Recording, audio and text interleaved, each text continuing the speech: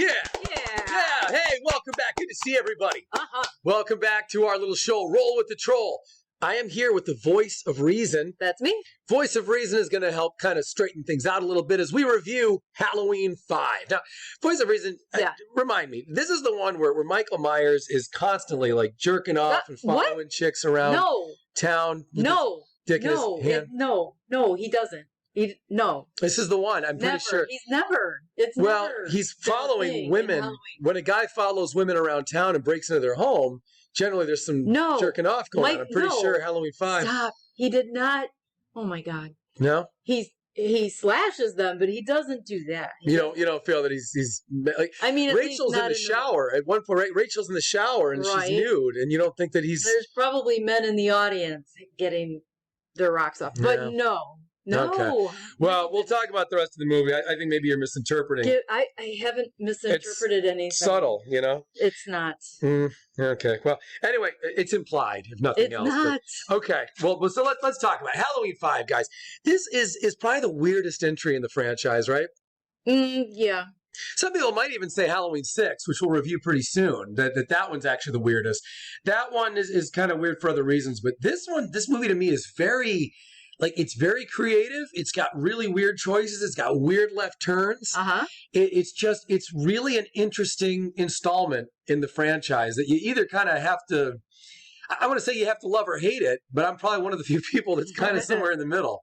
I mostly enjoy it. It does have Michael Myers in it, though, so there's... Yeah, so at least it's one over on Halloween 3 right there. Well, so let's talk about it. So right off the bat, there's a problem. As soon as the movie opens, it says Halloween 5. They don't even bother with the subtitle. It's technically the movie's called The Revenge of Michael Myers in the subtitle. And why is it even called that? Not only is that subtitle not shown at the beginning, this isn't a revenge movie. Yeah, revenge for what? What's Michael getting revenge on? So is this more of a revenge film for Michael than Halloween 2 or 4? Right. I mean, there's nothing about this that says revenge. Feels like he's taking revenge every single time. Yeah. The first film, he took revenge for nothing. For nothing. He's like, I want revenge. Like, we didn't do anything to you, asshole. So, I don't know. That's a little funny to me, too, is that right off the bat, they forget the subtitle in the fucking intro. Yeah. We talked about this in the comments a little while ago. I forgot who said it. Somebody was saying that, the slice and dice scene, I think it was Keith, was saying the slice and dice scene is really cool with the pumpkin. Uh-huh. By the way, not a real pumpkin. Kind of interesting. They couldn't get one because it wasn't fall, so they had to use I don't know what they did, some kind of weird vegetable. Anyway, so I think this movie, we talked about in another video how they felt the need to explain Michael's survival from Halloween 4. Mm-hmm. Interestingly enough, I don't think that's the thing that really needed explaining for people so much, where there's that. Right. You know what I mean? But they did not explain, kind of, but not really deeply explain why Jamie is not a killer now. Right? Because if you remember, Halloween 4 ended with Jamie being a murderer and Michael being deceased in the ground, I guess. Mm-hmm. That was the end. So they put some real time into explaining how Michael was going to be okay here, but they put no time into really giving us a story on Jamie. The only thing I noticed was a couple times they make really clear that her mom is okay at the beginning. They're like, do you want us to call your mother? Right. Yes. Right? They really wanted to make clear right away that Jamie... It was an emphasis. Yes. That there's definitely no mommy murder, no matricide, I believe that's called. It is called that. From Jamie. They wanted to be clear right away and dispel that. But I felt like the movie oddly worked harder to make us understand and kind of believe how Michael could have survived, which, again, I think is cool. I enjoy that. But I just thought it was an interesting choice that you didn't need to explain it in Halloween 2 or 4. It's just, he's fine. It's a movie. Screw it, And now here you've got the situation where they're like, look, there's a shaman, and he lives in this weird underground thing that I can't even begin to explain. And it's very G.I. Joe, and somehow this guy's okay. And it's all a little bit weird. I really wish they'd explain why he doesn't tuck in the goddamn mask. Yeah, that really bothers you. Oh, it's so annoying. Put the mask on properly. It's hard to look at even in the thumbnail. I know, it is. He's had multiple films. OCD is kicking in really bad. Throughout the film, I always think, can you please tuck that shit in? Anyway, so a lot of weird choices in this film. One, killing off Rachel pretty early in the movie. I know. I don't really see the value there, and I thought it was really weird that, look what they did. They essentially replaced her, I felt like, with Tina. Yeah. Tina was kind of in the sister role to Jamie. Mm-hmm. And then really oddly, Tina is a lot like the friend from Halloween 4 who we saw first scene. Remember that? Yeah. Why didn't they just carry her over? Right. It would have made way more sense to just use her because she looks the same. She's like kind of a punk rock kind of girl. I just thought it was so odd. The actresses look enough alike. You could have just used the same name and kept her going. But yeah, right. Anyway, so didn't do that. So Michael's back at it. He's doing his thing. He's back. He wants Jamie dead. He's still, for some reason, he wants Rachel dead. He gets rid of Rachel early on. That's when we got that weird scene with the cops when they walk like ducks, and then there's like that goofy music. Like all of a sudden you're in like a 50s cartoon. Yeah. Not music really, but like sound effects, like what? Yeah. And I'm like, what the hell just happened? I remember commenting that it just totally changed the mood of the whole thing. It changed the mood of the whole franchise. You'd never get anything. Can you imagine in Halloween 1 or 2 if they did something that silly? Yeah. Even the 4th one, it would have been bizarre. Here it was really weird, but it happened early enough in the film where I went, all right, I guess this Frenchman director is a fucking weirdo. He really had some odd ideas. That was one of them. That was probably the first big one. But some of his ideas were great. Again, that slicing, dicing scene at the beginning felt cool. Mm-hmm. He really kind of had an emphasis more on gore in this film. A little later in the movie, when we see Michael, he's driving and he's chasing down the kids. He's trying to run them over. I thought that was actually a good idea. Yeah. It was fresh. It was different. We haven't really seen that. If so, very little. The idea that you actually were running from a car and they were little kids that were it was horrific. It was cool. It was, yeah.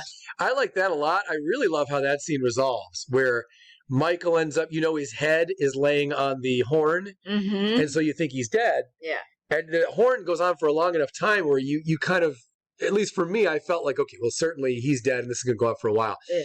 And then when the horn stops, you could have taken that either way. You could have just thought, oh, I guess the horn is just done, whatever. Yeah. You didn't really know for a second. And then they show you the car. And then slowly you see Mike, and I'm like, oh no, it's fucking him again. That's when you realize how comforting that sound of the horn was. Yeah. I love that. I thought that whole scene was really well done and very different.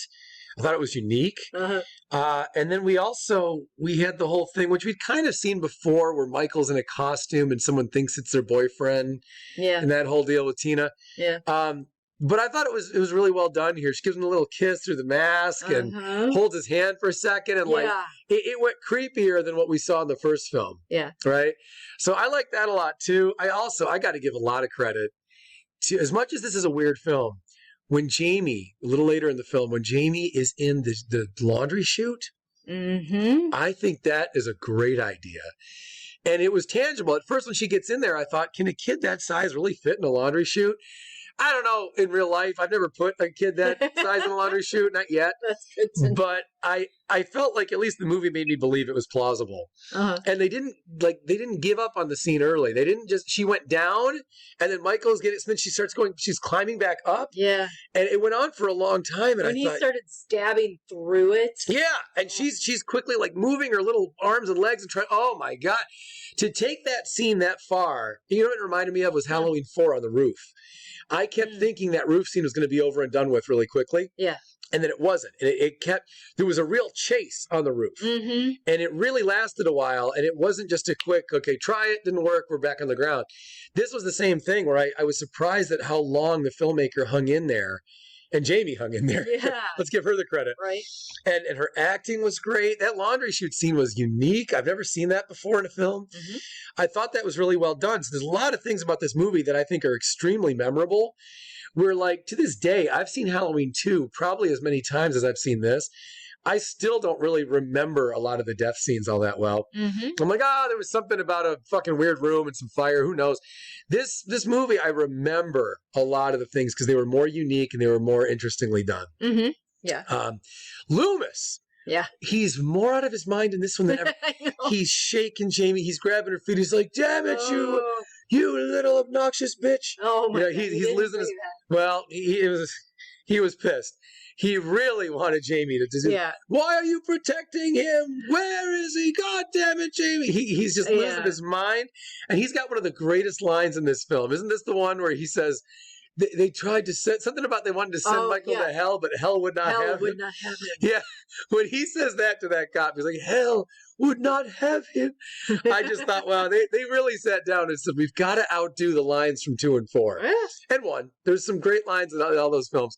But this time, I think they came up with some better ones. This movie, I thought, was really, really good for Loomis. Yeah. He's so desperate in this film, more than in the other films. Yeah. More than when he pulled a gun on that cop in Halloween 2. Remember that? Yeah. And he might have, didn't he pulled a gun on a couple people in the 4th one, I thought. He's very free with the gun, yeah. Yeah, he is in liberal Illinois, and he has no trouble just gun toting like it's the South. I love him. I love him. That's funny. Yeah, Loomis is awesome. So, and there's so much fun in this film. I'll tell you another scene I like is what you see in the thumbnail here. When Loomis is talking to Michael, when it starts, I don't realize they're that close. And like physically close. And then Loomis starts walking towards him, and all of a sudden they're this close. They're like within a few feet of each other. And I always thought that was a unique choice, that Loomis is no longer afraid. Like, he's not keeping a distance from Michael. Yeah. He's not calling to him from far away anymore. He's getting right up next to him. Yeah. With almost no fear that he's going to be stabbed. Right. It feels like they're very familiar with each other. Right? Yeah. I thought that was important because in 1, 2, and 4, I could almost forget that they used to sit in a room together a couple feet apart for 15 years. Or however long it was, right? I don't think it was that long, but whatever. I almost forget that Loomis was that used to being right up next to Michael. And that now he's kind of hearkening back to that. I really enjoyed that. There's so many good choices in this movie. However, there's choices like the tear. The tear is very hard for me to really embrace that. For one thing, Michael's not supposed to have fully functioning eyes. You might remember in Halloween 2, a little something happened. Yeah. So we kind of got over that in Halloween 4, I guess. But that's the first problem, is that right up when they show the eye, it's completely normal and fine. And his face, too, a little bit of skin you saw was pretty normal. But also, the idea of Michael having a tear, what did you think of that? It threw me. I wasn't expecting that at all. Didn't last long, though, so then he was back to Michael. I wish there was a little bit... Like, I could have enjoyed that scene more if it went somewhere or was, like, had a little bit foreshadowed or something. It kind of gets explained in Halloween 6 when we find out more about the curse, you know? But otherwise, it's a little odd. It kind of happened. When she says, "Uncle," and she points, like, "Can I see?" That whole thing could have been done a little bit better, I think. I could have believed it more if it went on a little longer and seemed like it meant something. Yeah. The impression I get is that this was a very strange director who really wanted to make his mark oddly. And he just last minute goes, "You know what? Fuck it. Here's what we do. He has a tear in his eye and he shows his mask. And then he's like, and then it's almost like Michael's embarrassed. And it kind of reminds me of Phantom of the Opera. A little bit, where he sort of like hides his face. Yeah, you know what I mean? good point. It's got a Phantom of the Opera vibe, and I just feel like, this wasn't quite the way to do it. But if you wanted to show that Michael is actually somehow conflicted, you'd have to do it better. The other thing is that Michael never at any other point seems conflicted about anything. Right. You know, he just does his thing very happily. In fact, after he kills people, he sort of stops and sort of admires his work. Yeah. You know, he kind of tilts his head like a dog. Like, what did I just do here? Yeah. This isn't bad. Like my dog used to do when he killed a squirrel. Yeah. He looks at the squirrel, he's like, "Why aren't you playing with me anymore?" Yeah. Like that. Yeah, there's a lot of weird things that I think were unique. Look, I love twists and turns, but some of this took me a little too far from like the original film, you know, where I just felt like, are we in the same franchise anymore? It was almost like in Rocky 3 and 4. That I felt like they went so Hollywood that I kind of felt like, wow, the first couple films were so different, so honest, and so, you know, just gritty. Yeah, it really just very raw. And now here we are, we're not raw anymore at all. So I felt the same thing here. This kind of felt like it was in a different universe, but there was enough connective tissue that worked. I won't even begin complaining about how the house looks so fucking different.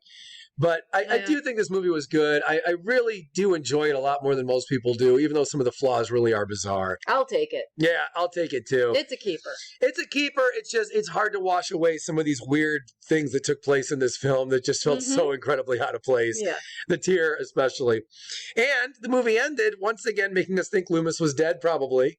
That was it looked like Loomis and Michael Myers were going to kiss at the very end scene when he falls on top of him. But anyway, enough about us. Guys, let us know what you thought. Hit the like like Yeah, that. let us know in the comments. Like, subscribe. We'll be back to review the next film in a day or two. Yeah.